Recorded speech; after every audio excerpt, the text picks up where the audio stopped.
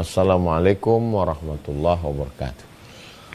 Alhamdulillah, Allahumma salli ala Sayyidina Muhammad ibni Abdillah wa ala alihi wa sahbihi wa man tabi'ahu wa mawala. Tim yang ada di Pontianak, tim yang ada di Riau, Bapak Ibu, Abang Kakak, adik sahabat hijrah bersama Ustadz Abdul Somad yang dimuliakan Allah Subhanahu wa ta'ala. Amin ya rabbal alamin. Mudah-mudahan selalu dalam keadaan sehat walafiat, selalu dalam ridha dan rahmat Allah Subhanahu wa ta'ala. Amin ya rabbal alamin. Tema kita malam ini harta dalam pandangan Islam.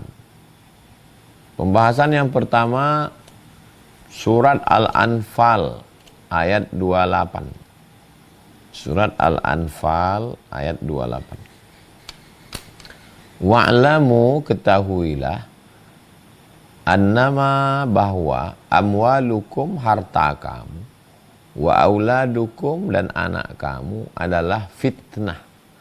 Harta kamu adalah fitnah. Fitnah dalam bahasa Indonesia artinya tuduhan tanpa bukti. Kamu jangan fitnah saya ya, itu tuduhan tanpa bukti. Tapi kalau fitnah dalam bahasa Arab adalah membakar. Fitnah dalam bahasa Arab itu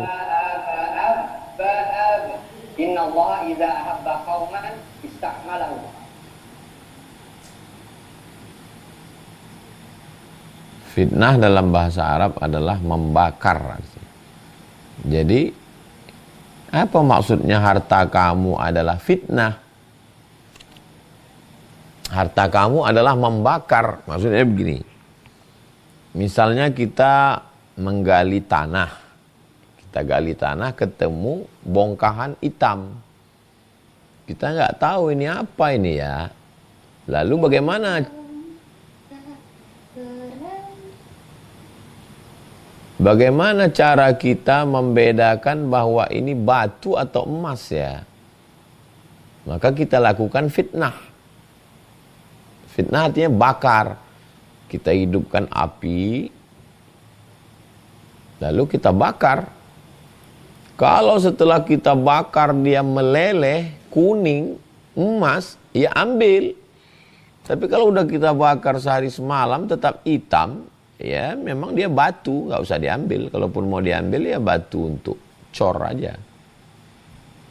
Nah jadi ketika dikatakan bahwa harta itu adalah fitnah, harta itu adalah membakar, maksudnya kalau kita mau nguji batu dengan dibakar, maka menguji iman orang juga dengan harta. Jadi terjemahan yang benar adalah harta itu ujian. Nah, Islam datang untuk meluruskan cara pandang kita. Oh, yang namanya ujian itu gempa bumi, tsunami, sakit, mati. Iya, itu ujian juga. Tapi ada lagi ujian namanya harta. Lulus nggak kita ujian harta ini? Nah, paham ya kira-kira? Saya mau menunjukkan ajaran Islam. Bukan nyuruh kita ninggalkan harta. Ini agama Islam memposisikan bahwa harta adalah ujian. Jadi kalau ada di antara kita yang kaya, kamu kaya ya, ya inilah nikmat dari Allah. Betul nikmat dari Allah. Tapi yang paling betul adalah ini ujian dari Allah. Doakan saya supaya saya bisa bangun masjid, supaya saya bayar zakat, supaya saya bisa infak, supaya saya bisa sedekah. Nah, gitu. Itu yang betul. Alhamdulillah ini rezeki dari Allah. Iya. Tapi doakan saya ini adalah fitnah. Ini adalah ujian. Karena kalau nggak begini memahaminya, nanti umat Islam ini menyikapi harta ini ada dua kelompok. Yang pertama menganggap harta ini ya nikmat. Hidup hanya sekali, nikmati. Yang satu lagi menganggap harta ini buat kita lupa sama Allah. Kalau kita punya harta nanti kita lalai. Lalu pandangan Islam yang benar gimana? Wa kadzalika ja'alnakum ummatan wasata, pertengahan. Harta bukan nikmat pure 100%, tapi harta juga bukan berarti penghalang. Nah, harta adalah ujian. Kalau lulus ujian ini, ya kita naik level, naik peringkat. Ini pemahaman yang pertama. Oke, setelah kita paham, kita masuk yang kedua. Surat Al-Jumu'ah ayat 10. Surat Al-Jumu'ah ayat 10. Fa idza qudiyatis shalah, kalau sudah salat, fantashiru fil ard, bertebaranlah di atas muka bumi. Kalau udah salat, assalamualaikum warahmatullah, assalamualaikum warahmatullah, jangan duduk. Fantashiru fil ard, bertebaranlah di atas muka bumi. Wabtaghu min fadlillah, cari sebahagian dari karunia Allah. Cari karunia Allah di laut, nangkap udang, nangkap cumi, nangkap kepiting Alaska.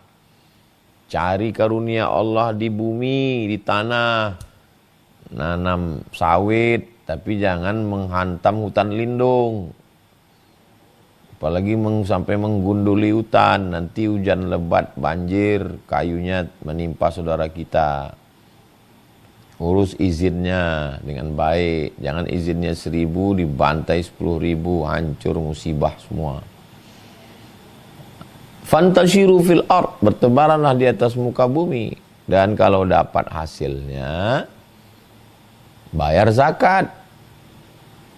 Karena zakat ini mengangkat harkat martabat fakir miskin. Nah, begitu.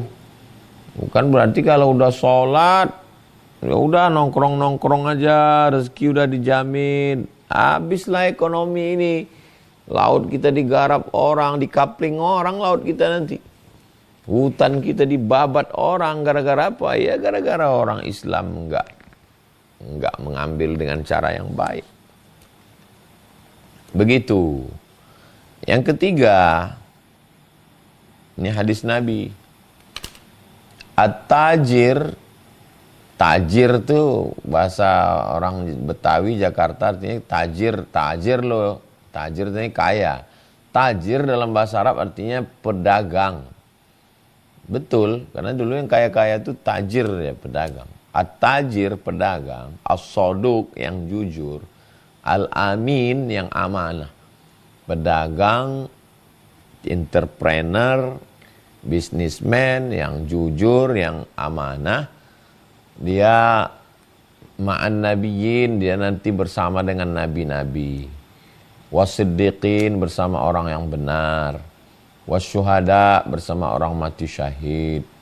Wassolihin, bersama orang soleh. Jadi jangan, kamu kalau mau jadi orang baik, jadi orang baik. Kalau mau jadi pedagang, nanti kamu curang.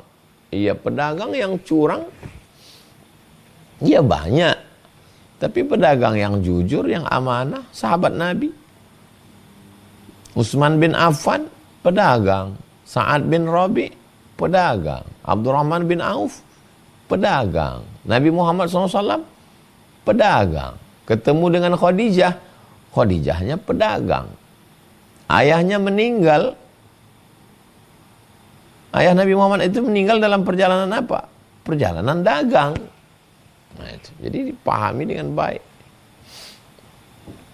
Nah, jadi memang idealnya umat Islam ini mengambil sektor dagang, bisnis ini.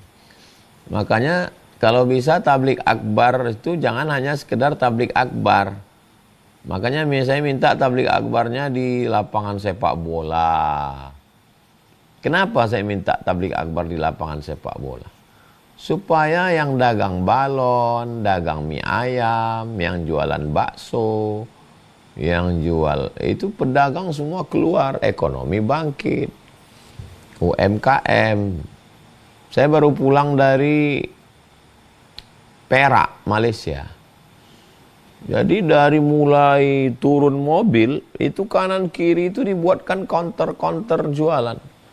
Saya diajak mampir Ustaz, untuk ngambil gula, jual gula. Jualan kanan kiri sampai ke pintu masjid. Nah itu jadi ya ekonominya bangkit, buat acara 2 hari. Di Indonesia yang udah buat gini Hijrah Fest, Mas Ari Untung.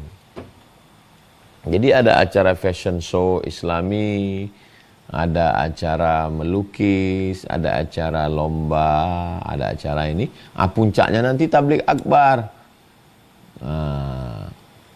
Jadi tidak hanya tabligh akbar, habis itu ngaji pulang selesai, enggak begitu. Konsepnya itu ya ada jualannya. Supaya apa? Supaya yang selama ini, kan yang paling susah ini ngumpulin orang. Ngumpulin orang itu susah. Kalau nggak percaya, tanyalah sama caleg-caleg. Waktu ngumpulin orang itu susah itu. Tapi kalau udah tabligh akbar, orang rame ngumpul. Kalau udah ngumpul, orang mau makan. Kalau udah ngumpul, dia mau minum. Kalau lapangannya basah, dia mau beli lapak. Mau beli tikar. Nah ini.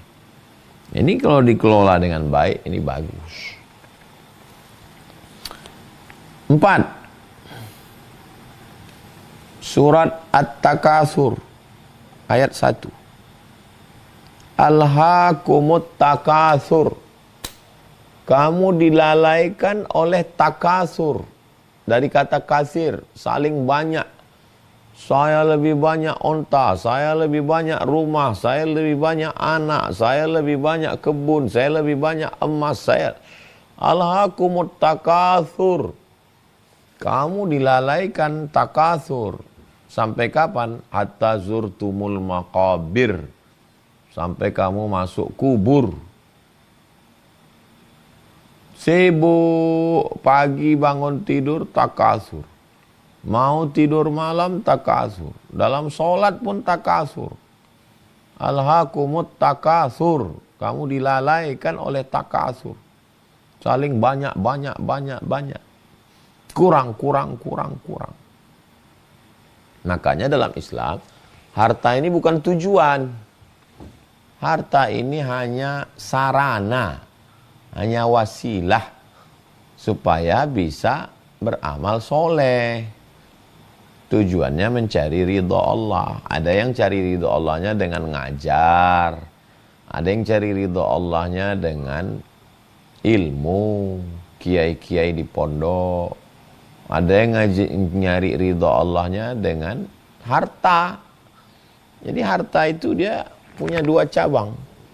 Bisa dipakai untuk mencari ridho Allah, tapi juga bisa jauh dari Allah. Alhaakumut takatsur. Oke, yang kelima. Sebenarnya saya mau menjelaskan begini. Jangan menjauhi harta sampai umat Islam miskin. Tapi jangan umat ini terlalu disibukkan dengan harta sampai lupa sama Allah. Itu. Kita ambil jalan tengah. Wa kadzalika ja'alnakum ummatan wasata. Yang kelima, man bana masjidan, hadis. Man bana masjidan, siapa yang bangun masjid. Banallah mithlahu baitan fil jannah. Dibangunkan Allah untuknya satu tempat di surga. Siapa yang bangun masjid, dibangunkan Allah untuknya satu tempat di surga. Pertanyaannya, yang bisa bangun masjid itu siapa? Siapa yang bisa bangun masjid? Yang bisa bangun masjid itu orang kaya. Orang yang punya harta. Nah, makanya ya umat Islam kalau mau booking tempat, ya bangun masjid. Kalau mau bangun masjid, ya kaya. Ya jangan tersinggung. Mau nggak mau yang bangun-bangun masjid ini orang kaya semua. Maka gunakanlah kesempatan harta yang dititipkan Allah untuk bangun masjid. 6.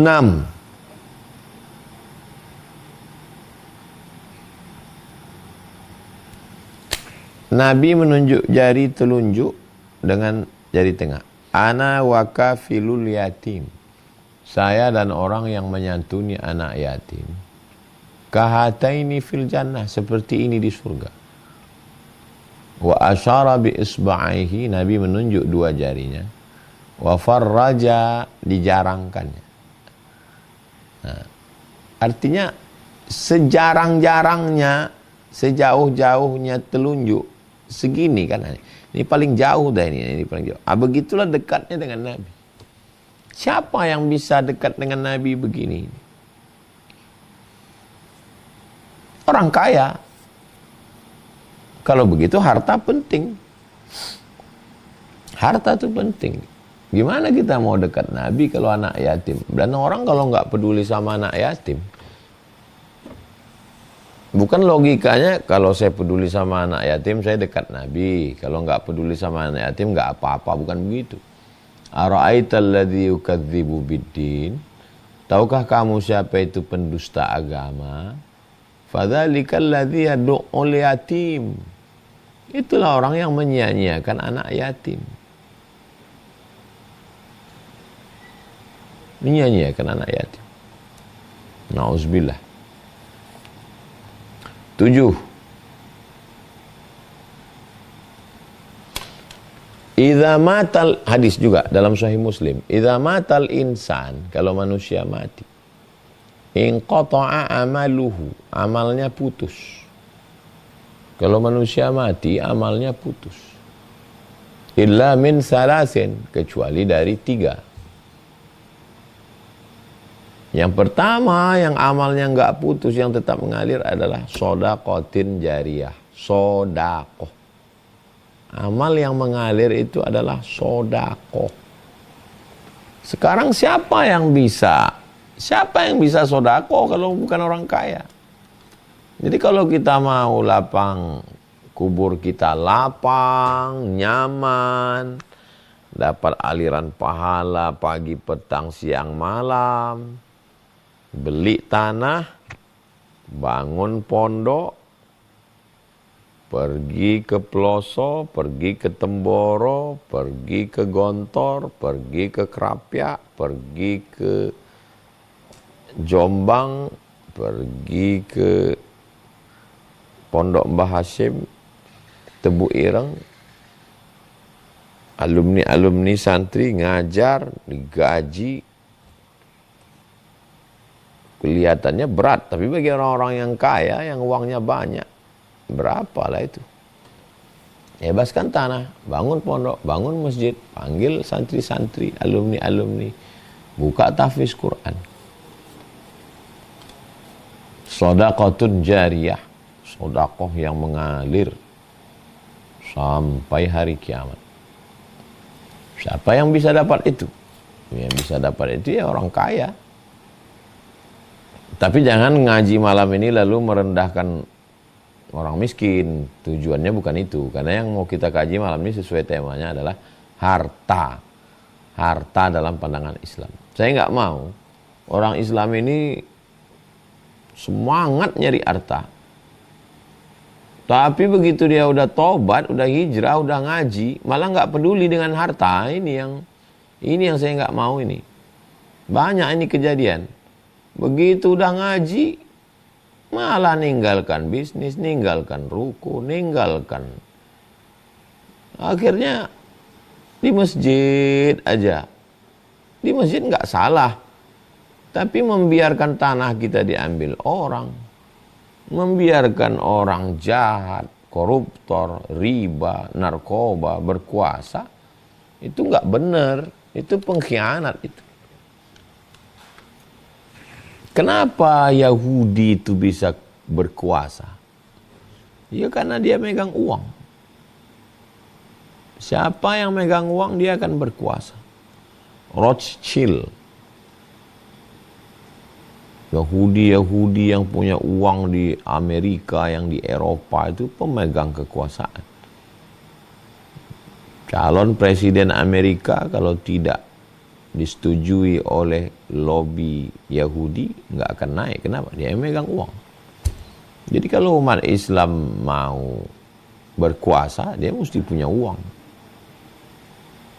Dalam dunia demokrasi,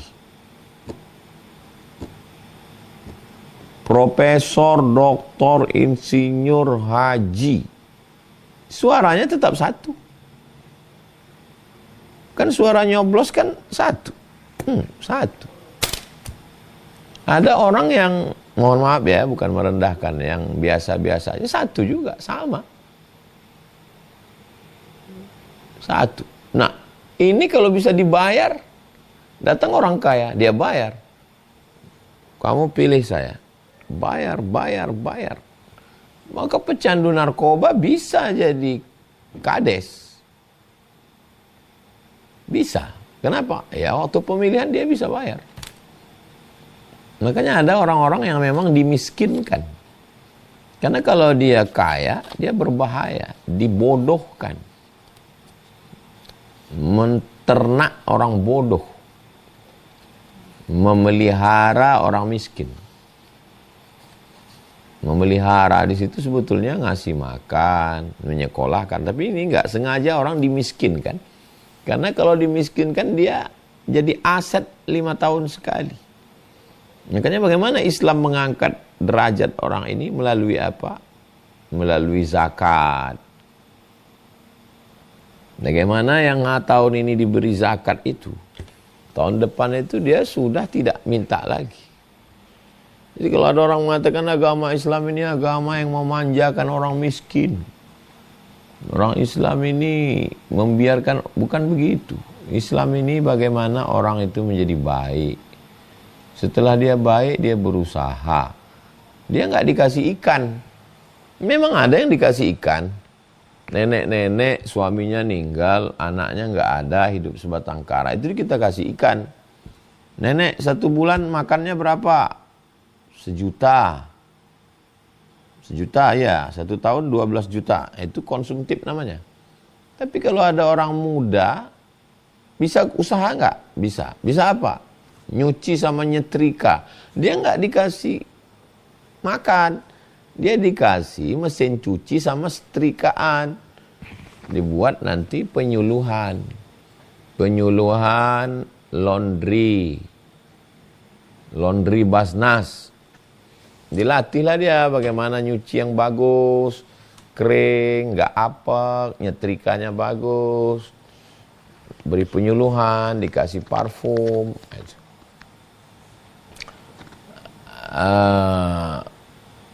Laki-laki bisa keliling.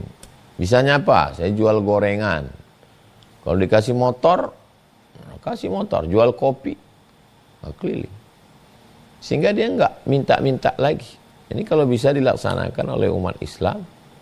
Dan itu semua bisnismen, orang-orang kaya umat Islam ini mesti duduk. Mereka mesti punya kelapangan rezeki. Harta ini dalam Islam cuma 3. Ma'akalta fa'afnaita, yang dimakan busuk. Makan pagi, makan siang, makan malam, makan buah, makan ikan, makan ayam, busuk. Habis.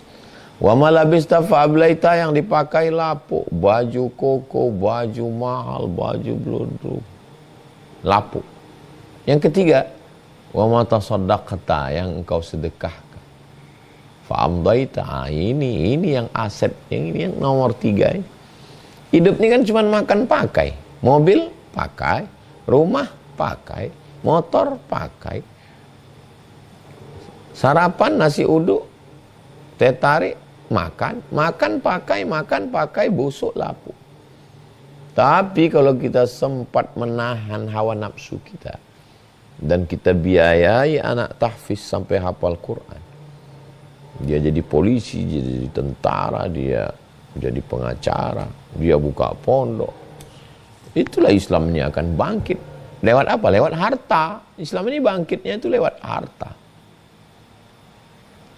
Nah, mudah-mudahan setelah ngaji 30 menit ini, sekarang udah jam 20.30. Insyaallah mindset, susunan kepala kita memahami harta ini menjadi lurus. Harta bukan ditinggalkan, bukan dijauhi, tapi hati-hati, harta adalah ujian. Lulus ujian harta, bisa bangun masjid, bisa mengantuni anak yatim, bisa sedekah jariah, makan, pakai, cukup, menjadi orang yang hebat. Itu kaji kita malam ini. Sebagaimana biasa kita lanjutkan dalam dialog interaktif. Terima kasih. Assalamualaikum warahmatullahi wabarakatuh. Waalaikumsalam warahmatullahi wabarakatuh. Alhamdulillah, terima kasih Ustadz Abdul Somad gitu ya. Materi yang kita bawa malam hari ini tentang harta. Jadi intinya jangan sampai ayah bunda, abang kakak, bapak ibu semua yang hadir, yang awalnya sudah semangat cari harta, kemudian setelah mengaji justru malah meninggalkan hal-hal yang semangat mencari harta gitu ya. Oke, kita langsung masuk ke sesi tanya jawab ya. Izin tadi yang paling pertama ada Ibu Fitrianti Nasution. Ya, sebentar kita cari dulu Ibu Fitrianti apakah sudah bisa di-on-kan kameranya dan juga on-kan mic-nya. Assalamualaikum Ibu Fitrianti. Waalaikumsalam Ustadz. Oke, silahkan Ibu. Oh, izin Ustadz, tapi ini pertanyaannya kemarin mengenai waris Ustadz. Saya nggak sempat nanya, boleh Ustadz? Oh, Assalamualaikum Ustadz. Eh, Begini Ustadz, kemarin kan waktu almarhum ayah meninggal, itu harta warisan yang ditinggalkan itu eh, uang senilai 25 juta Ustadz. Kemudian ada rumah Ustadz. Kemudian oh, ada ada hutang Ustadz. Tapi kemarin itu uang itu nggak kami bagi Ustadz. Kami ada 3 anak perempuan Ustadz yang ditinggalkan bersama ada ibu. Jadi Ustadz yang ingin saya tanyakan itu harta kan nggak kami bagi Ustadz. Kami sepakat hutang-hutang kami lunasi bersama bertiga. Kemudian uang yang 25 juta itu karena memang niatnya itu dulu untuk ongkos umrohnya ayah sama mama gitu. Tapi ayah meninggal duluan, kemudian kami pakai untuk umrohnya mama gitu, Ustaz. Jadi itu gimana statusnya, Ustaz? Baik, Boleh gitu, Ustaz. anaknya 3 perempuan. Iya, Ustaz. Ya.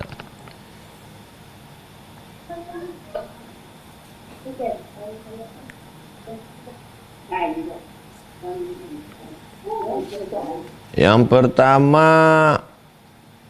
langkah pertama, keluarkan dulu wasiat. Itu langkah pertama. Keluarkan wasiat. Ada almarhum meninggalkan wasiat? Tidak ada, Ustaz. Enggak ada. Yang kedua, bayar hutang. Membayar hutangnya dari uang peninggalan. Bayar hutang itu dari peninggalan almarhum. Setelah dibayar hutangnya, baru yang pertama keluarkan wasiat, yang kedua bayarkan hutang, yang ketiga baru dibagi harta warisan. Bagi harta warisan, istri mendapat 1/6. Karena istri mendapat 1/8. Mohon maaf. Kalau ada anak, istri dapat 1/8. Jadi istri almarhum mendapat 1/8. Karena ada anak.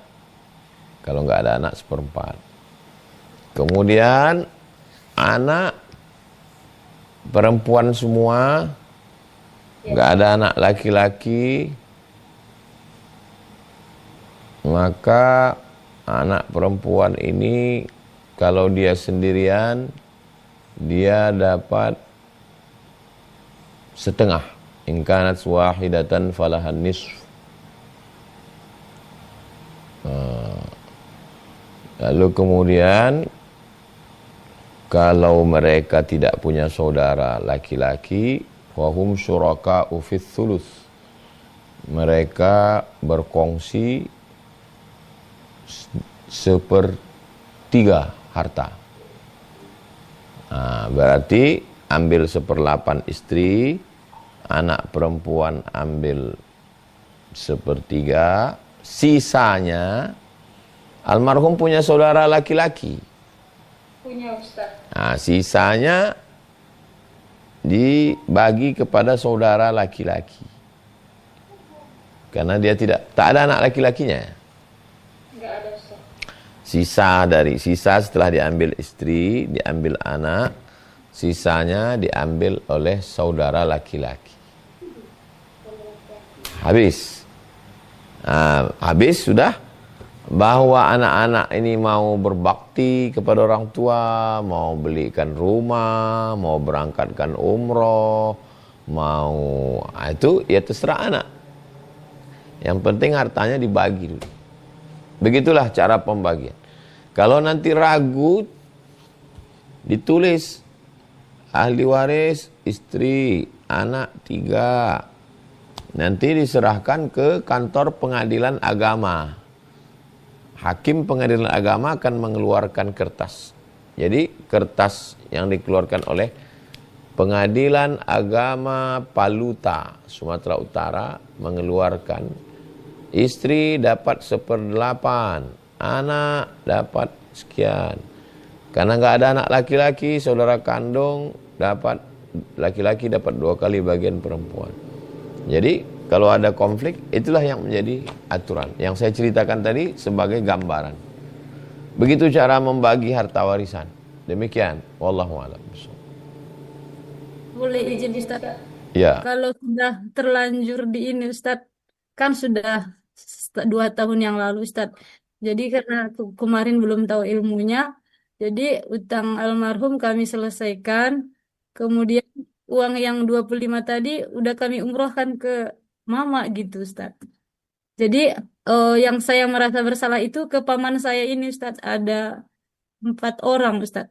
3. Belum kami ini kan ke mereka gitu Ustaz. Belum dibicarakan ke mereka, ke saudara ayah ini. Berarti harus diulang ya Ustaz?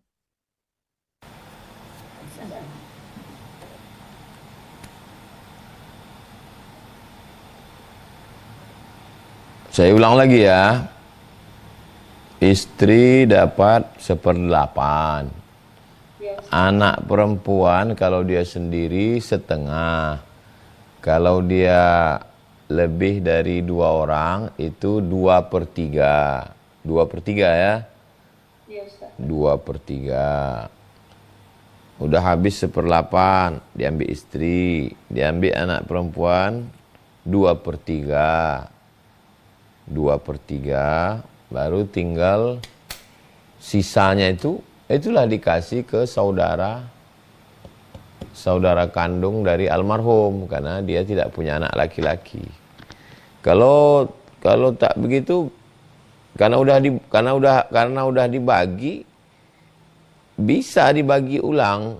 Ya anggap aja yang berangkat umroh itu anak bertiga ini memberangkatkannya umroh sebagai hadiah. Duit yang 25 tadi aja dibagi. Siap Ustaz. Terima kasih Ustaz. Ya. Barakallah. Terima kasih Ibu Fitrianti. Alhamdulillah pertanyaannya sudah terjawab ya. Kita lanjut tadi pertanyaan nomor 2 dari Fauzia, Bunda Fauzia. Apakah bisa dihidupkan kameranya Bunda? Kemudian diaktifkan mic-nya. Oke, silahkan Bunda. Pertanyaannya silahkan satu bergantian dengan yang lain, kemudian langsung to the point, jelas apa yang ditanyakan begitu Bunda ya. Baik, bismillahirrahmanirrahim.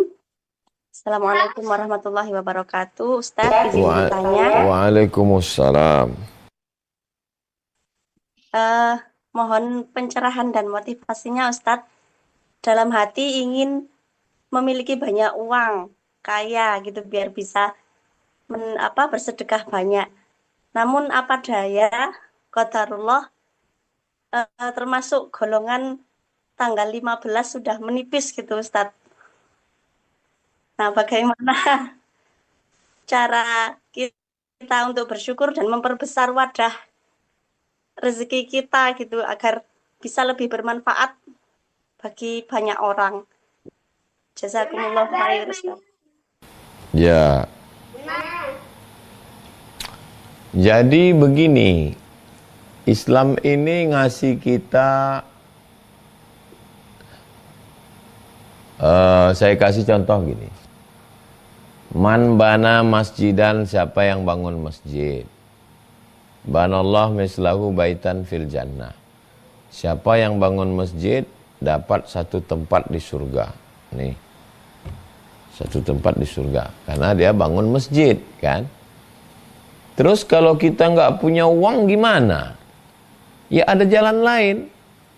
Man sholla isnatai asyarata raka'ah. Siapa yang sholat 12 rakaat. Fil yaumi wal lailah, sehari semalam. Bunya lahu bihinna baitun fil jannah. Dibangunkan untuknya satu tempat di surga. Coba lihat. Tujuannya satu, tapi jalannya bisa dua. Kamu kaya, ya kamu bangun masjid. Saya enggak punya uang, saya sholat 12 rakaat. Qobliyah subuh 2, Qobliyah zuhur 4, Ba'diyah zuhur 2, Ba'diyah maghrib 2, Ba'diyah isya 2. Saya ulang sekali lagi. Qobliyah subuh 2, Qobliyah zuhur 4, Ba'diyah zuhur 4, Ba'diyah maghrib 2, Ba'diyah isya 2. Yang penting tujuannya dapat. Oke, saya kasih contoh yang lain. Umroh. Yang kaya punya uang berangkat umroh. Terus, saya belum ada rezeki Pak Ustadz. Dapat pahala umroh. Man sholat subha fi jama'atan, sholat subuh berjamaah. Summa qa'ada yadhkurullah, duduk berzikir mengingat Allah. Hatta tatlu asyam, sampai terbit matahari. Summa yusalli rak'ataini, salat sunat 2 rakaat.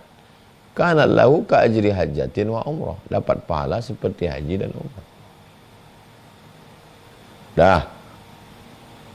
Saya kasih contoh ketiga.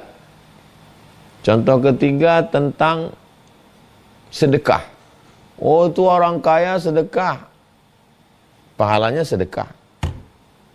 Terus kita kebetulan diuji Allah, rezekinya kurang. Bisakah kita dapat pahala sedekah? Ya. Dengan apa? Likulli sulama minkum sadaqah. Setiap tulang-tulang sendi ini sedekah.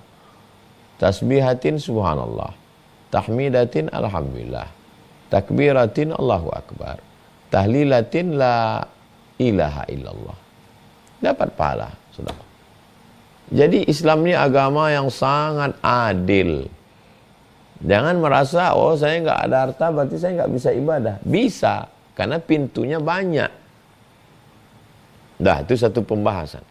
Pembahasan bahwa kita mencari rezeki, ya. Kita cari rezeki. Almarhumah emak saya itu ya, dia bukan ustazah, dia nggak sekolah. Dia kalau mau Idul Fitri jualan kain. Jual kain dia. Pergi dia ke Medan beli kain. Nanti dijualnya ke kampung-kampung. Jual kain. Saya ingat tuh masih kecil. Dia jual lemari. Tahu dia orang di situ perlu lemari. Dibelinya lemari. Ada tukang lemari, dijualnya lemari. Di kampung buka fotokopi dia. Buka pas foto dia. Jadi pikirannya itu nggak pernah mati dia, nggak pernah dia mati langkah.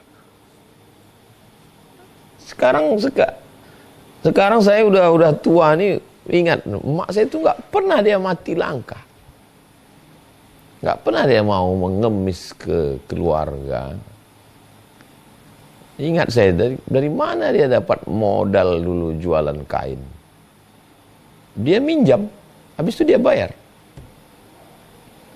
Nah, jadi, dan dia nggak mau minta. Dia tidak punya mental untuk minta-minta. Dan kalau dia dapat duit, dia beli emas.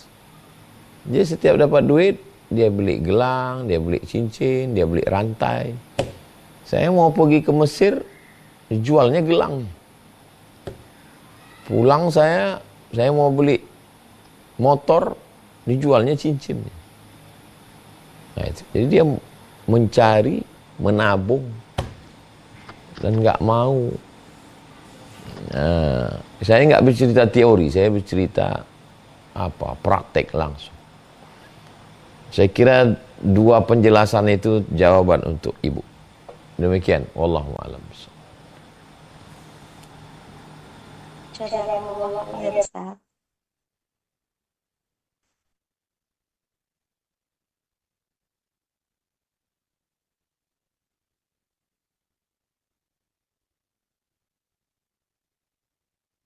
Nanti kita awal dengan Bapak Mirdan terlebih dahulu. Silakan. Assalamualaikum. Waalaikumsalam warahmatullahi wabarakatuh. Baik Ustadz, perkenalkan saya Mirdan dari Karawang. Mau bertanya, ada dua pertanyaan, mudah-mudahan berkenan. Yang pertama, dalam Islam harta itu sebaiknya disimpan untuk diwariskan ke anak cucu atau diputar agar perekonomian lebih hidup gitu Pak Ustadz. Yang kedua, bagaimana cara mendidik anak dengan harta? Karena kebanyakan sekarang anak jadi pada sombong dengan harta yang dimiliki oleh orang tuanya. Mungkin itu Ustadz Abdul Somad, terima kasih.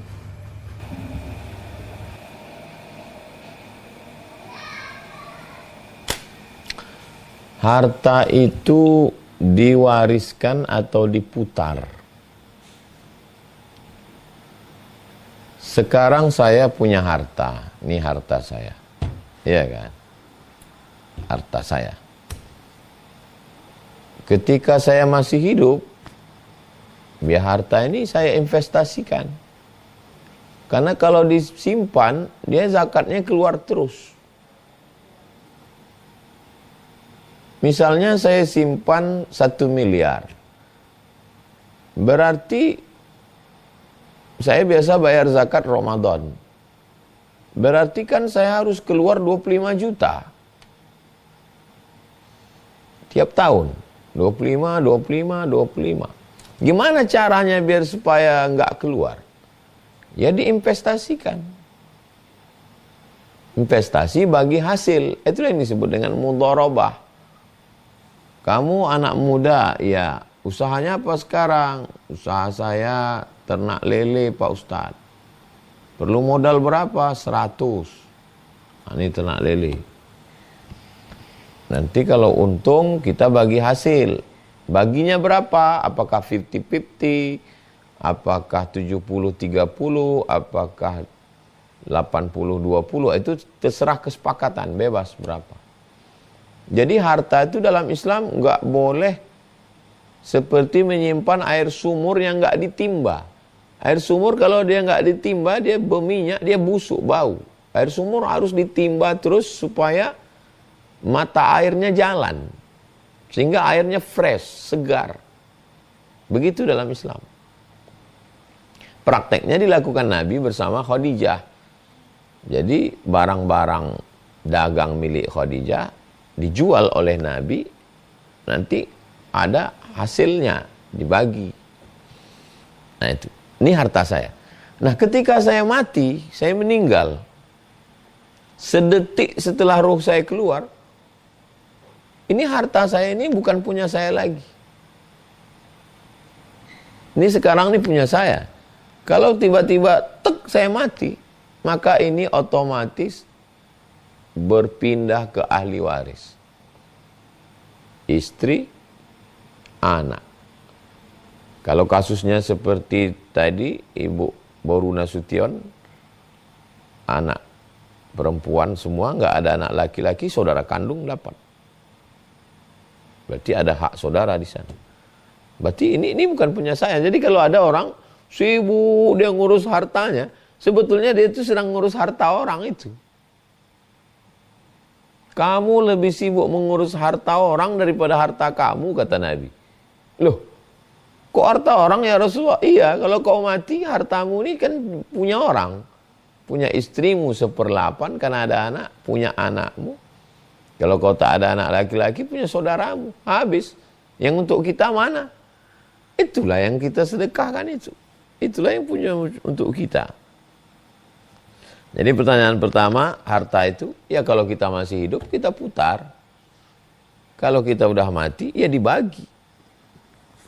Pertanyaan kedua, bagaimana mendidik anak-anak ini? Saya ketemu dengan Pak Aji. Pak Aji ini anaknya pulang dari Amerika. Disuruhnya buka rumah makan. Nasi bungkus 10.000. Sebungkus. Anak saya Pak Ustadz sekarang saya suruh buka rumah makan sebungkus 10.000. Modalnya berapa Pak Haji? Modalnya 15. Hah? Ngapain Pak Haji suruh dia buka rumah makan modal 15 jual 10? Supaya dia tahu harga duit. Pagi dia bangun ke pasar, bawa mobil, beli ikan, beli sayur, bawa karyawan, belanja, pulang, cincang, potong, goreng, bungkus, jual. Supaya dia tahu harga duit. Oh, begitu caranya ngajar anak supaya tahu harga duit. Jangan dikasih duit terus. Nggak tahu dia harga duit. Mantap cara Pak Haji ini. Lah, ketemu lagi satu lagi Pak Haji. Pak Haji satu lagi. Gimana cara Pak Haji mendidik anak? Anak saya nggak saya kasih mobil Pak Ustadz. Terus saya suruh dia bawa motor. Biar tahu dia dinginnya, kena hujan, pakai mantel. Biar tahu dia mobil itu bukan turun dari langit. Kau kalau mau mobil, kredit.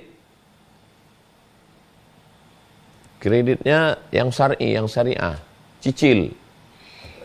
Sayang dia ke mobil itu karena dia beli dengan duit dia, gaji dia. Generasi ini 3. Pertama generasi pejuang. Kedua generasi penikmat. Ketiga generasi penghancur. Dalam partai, dalam organisasi, dalam kerajaan, dalam negara. Generasi pejuang, generasi penikmat, generasi penghancur. Kalau kita mau anak kita itu berjuang, jangan kasih dia nikmat. Jangan jadikan dia generasi penikmat. Makanya kiai-kiai di Jawa itu, anaknya itu enggak mondok di pondok dia. Anaknya pasti di mondok. Anaknya di pondok sana. Kenapa kiai itu anaknya di pondok? Karena kalau di pondok dia di situ pangeran di situ. Siapa yang berani? Tapi dikirim ke pondok sana. Setelah hatam kitab baru balik ke pondok dia. Jadi kalau mau anak kita ini menjadi pejuang, jangan jadikan dia penikmat. Saya di Mesir banyak teman saya yang saya nggak tahu kalau dia anak kiai. Sama-sama masak sama saya, sama-sama belanja ke pasar, sama-sama ngantri naik angkot. Ketahuannya pas di Makkah, santri-santri bapaknya cium tangan, baru tahu oh, anak kiai ternyata, Gus ternyata. Begitu orang tua mereka mendidik anaknya itu. Supaya anaknya jangan penikmat, pejuang. Nah, demikian. Wallahu a'lam. Alhamdulillah. Terima kasih Ustadz. Terima kasih juga Bapak Mirdan. Selanjutnya dari Kak Zirahmi. Silahkan pertanyaan singkat dan langsung to the point ya. Silahkan. Assalamualaikum Ustadz. Ana izin bertanya, bagaimana Islam menenangkan anak muda yang merasa tertinggal secara ekonomi, tapi ingin tetap menjaga iman dan kejujurannya.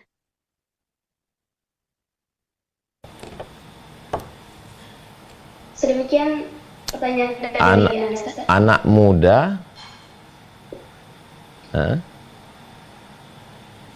anak muda yang merasa tertinggal secara ekonomi, Ustaz. anak muda tertinggal Tapi ingin tetap secara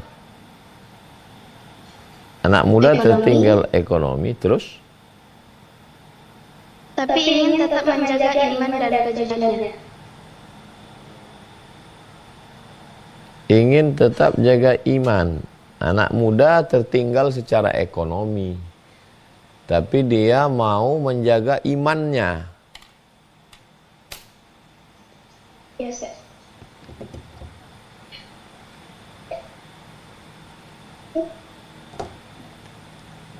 Apa pertanyaannya?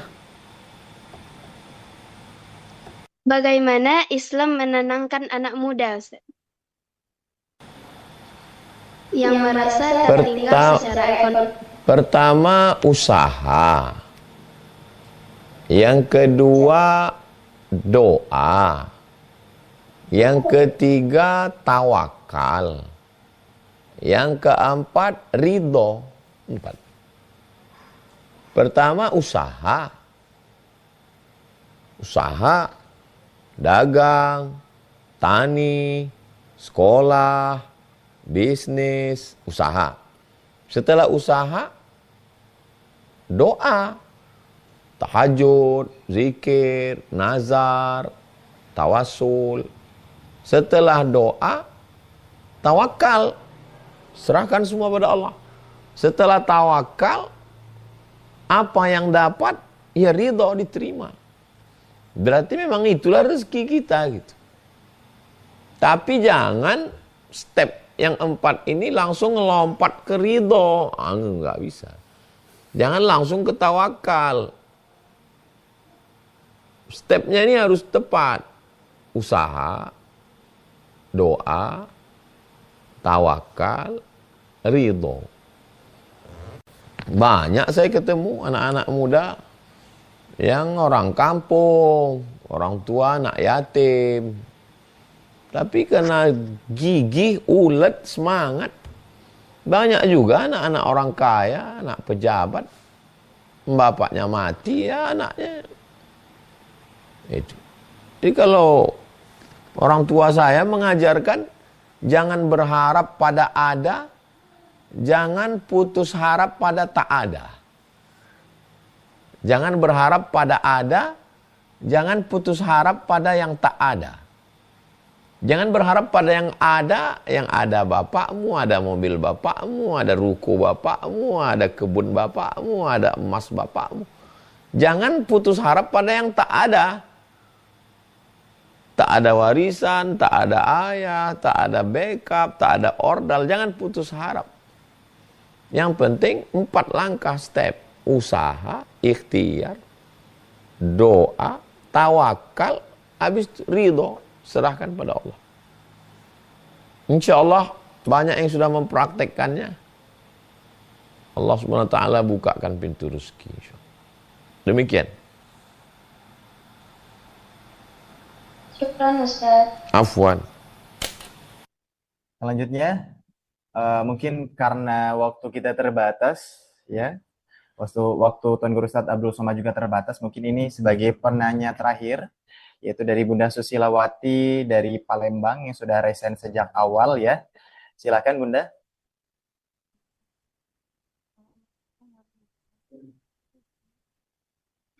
Izin bertanya Ustaz untuk 5 pertanyaan tentang muamalah Ustaz. Izin Bunda, suaranya masih kurang jelas.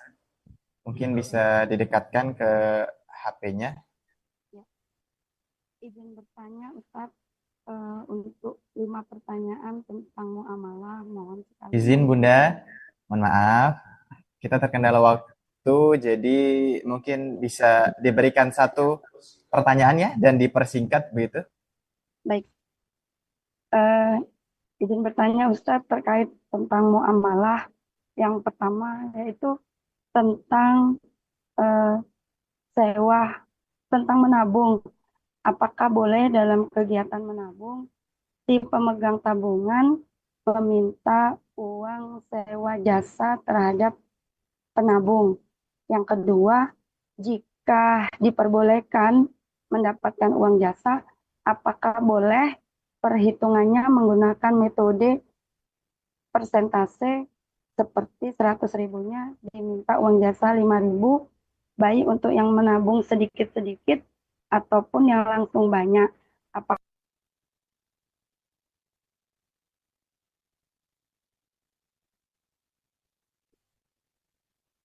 Izin, suaranya belum masuk, Bunda Susi. Mungkin itu pertanyaannya ya. Dua, yang pertama tadi terkait sewa dan juga presentase begitu ya.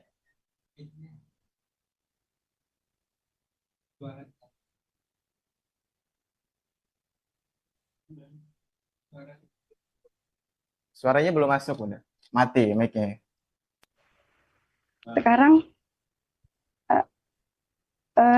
Ustadz, jika si pemilik tabungan mengizinkan kepada pemegang tabungan untuk menggunakan uang yang disimpannya atau yang dikelolanya, apakah si pemegang tabungan itu masih diperbolehkan memungut uang jasa tersebut atau itu sudah tidak diperbolehkan? Demikian Ustadz. Jazakallah khairan. Assalamualaikum warahmatullahi wabarakatuh. Kenapa uangnya mesti disimpan orang lain? Maksudnya pertanyaan saya tadi, dalam kegiatan menabung di sekolah, Ustadz, di sekolah itu ada kegiatan menabung, wali muridnya nabung di pihak sekolah. Nah, lalu pihak sekolah itu meminta uang jasa dari pencatatan tersebut. Apakah itu diperbolehkan? Kayak gitu, Ustadz. Kalau ditentukan nominalnya dan dibuatkan dalam perjanjian, tidak bisa. Kalau hanya sukarela, bisa. Tapi sekolah biasanya nggak mau sukarela, karena sekolah mau cari duit sebetulnya. Itu cara sekolah mau cari duit dari wali murid. Jadi kalau bisa dalam rapat dengan sekolah dan komite, disampaikan kalau mau cari duit jangan begini caranya. Kalau kalian sekolah mau cari duit, ya buka counter, buka usaha. Jangan duit itu macam rentenir jadinya, macam rentenir. Jadi kalau mau, ya sukarela, tapi masalahnya nggak ada orang sukarela, dan kalau dia sukarela nanti jadi gunjingan.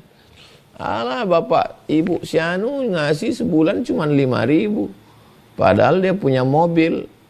Si anu kok bisa 10.000? Itu jadi. Makanya sekolah jangan dilibatkan yang begini-begini ini.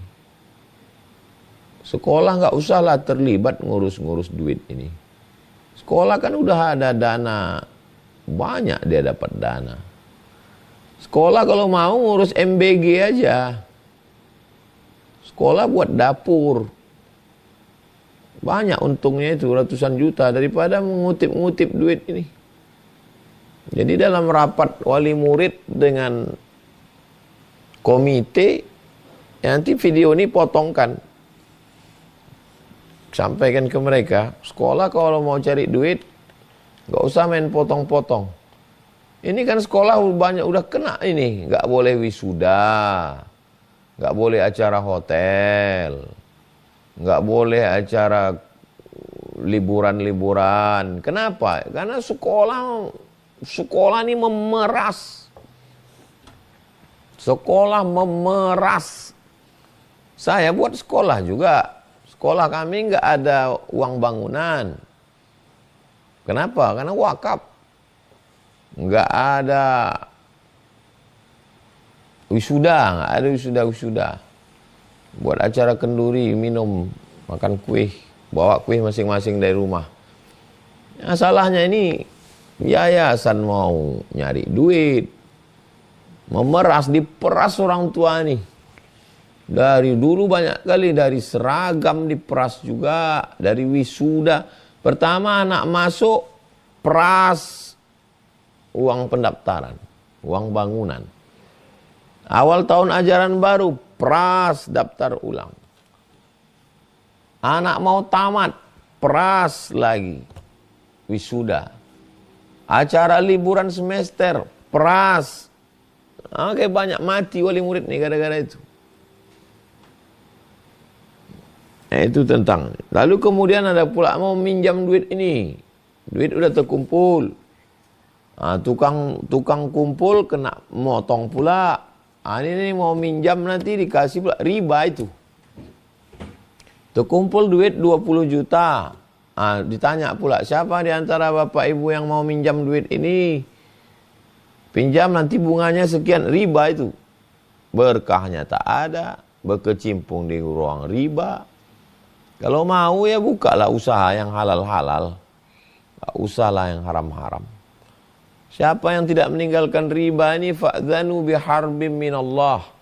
Maka dia sudah mendeklarasikan dia berperang dengan Allah. Na'udzubillah. Demikian Ibu. Wallahu a'lam bishawab.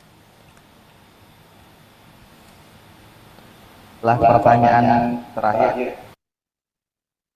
Pertanyaan terakhir dari sesi kita pada malam hari ini. Insyaallah Bapak Ibu, setelah ini tadi ada beberapa request. Izin Tuan Guru Ustadz Abdul Somad, beberapa ayah bunda minta dokumentasi sebentar, silahkan dihidupkan kameranya terlebih dahulu.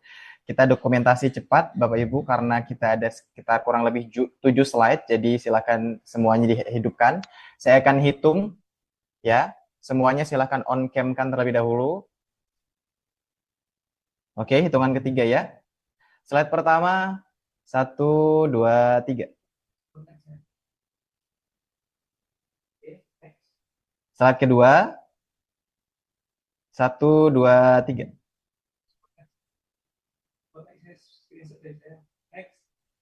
Slide ketiga, 1, 2, 3. Slide keempat, 1, 2, 3.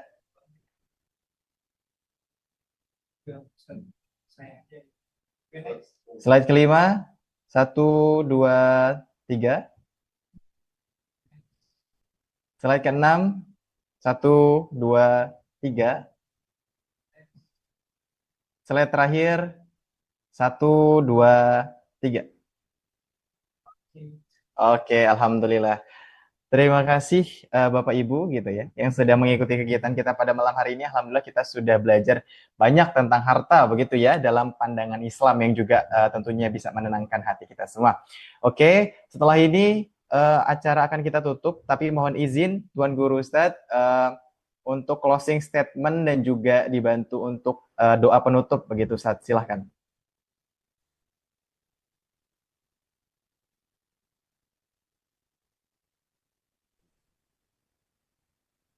Pintu rezeki, wa abwabal barakah, pintu berkah.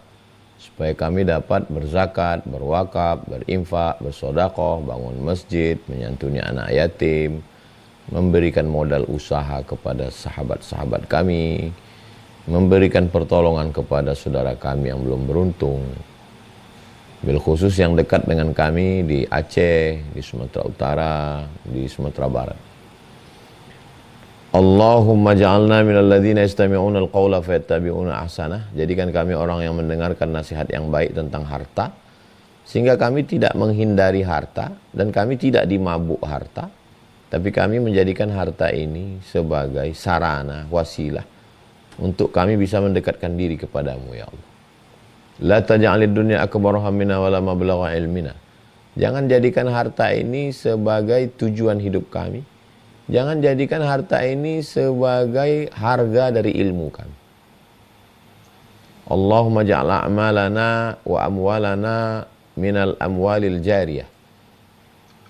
Jadikanlah harta kami, perbuatan kami termasuk harta dan perbuatan yang tetap mengalir sesudah kami nanti mati menghadap. Waqtim bis solihati a'malana, tutup umur kami dengan husnul khatimah. Allahumma kama jama'atana, sebagaimana engkau kumpulkan kami, engkau pertemukan kami di dunia ini, pertemukan kami nanti di surga bersama Nabi Muhammad sallallahu alaihi wasallam. Rabbana atina fid dunya hasanah wa fil akhirati hasanah wa qina adzabannar. Wa sallallahu ala sayyidina Muhammad wa ala alihi wasallam. Walhamdulillah.